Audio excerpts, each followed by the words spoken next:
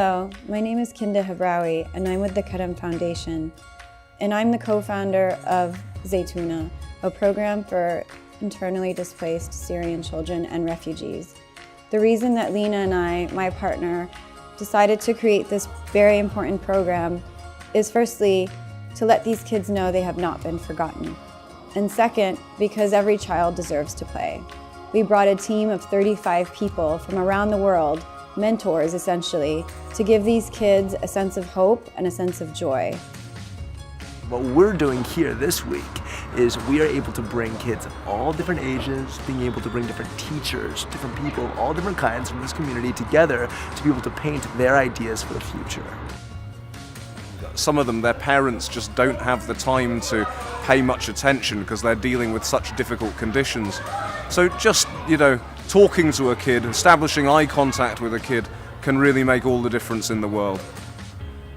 With this boy, I try to tell him through painting, not through speaking, that hey, everything you do is okay. You don't need to say sorry. And I think that was a really good moment between a Dutch girl like me and a little Syrian boy like him. We came in as part of the photography workshop team with Zeitouna to give the kids kind of perspective on photography as a tool of expression and telling stories, and I think it'd be very interesting and very powerful and unique for the students to be able to deliver their own story from their own perspective to the rest of us. I'm from the Creativity Hub based in Belfast, Northern Ireland. We're the creators of a game called Rory's Story Cubes. This week I've been working with the children, helping them to create stories and essentially become storytellers in their families and their community.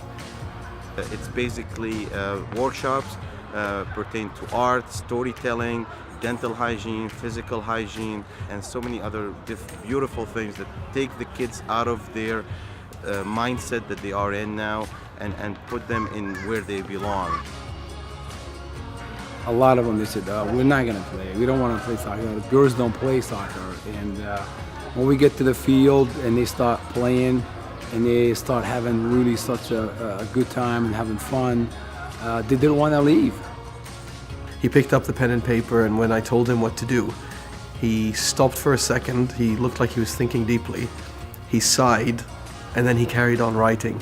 And that was fantastic. That kid just kept writing throughout the whole class, and it was insightful. And I could see that in spite of how resilient and cheerful they were, each of them had their own tragic story. And I was also very privileged to have an insight into that, and for them to let me in to see that. It's easy to forget how important the psychological health of these children is.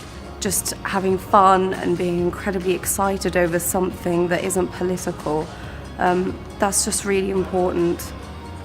I need volunteers to come and support these children, because actually when my staff or the children live with a volunteer who comes from a different environment with different mentality, they will learn a lot, and that's what they need. I want to thank Zeitouna and Karam Foundation for their support, for coming to our school and support our children.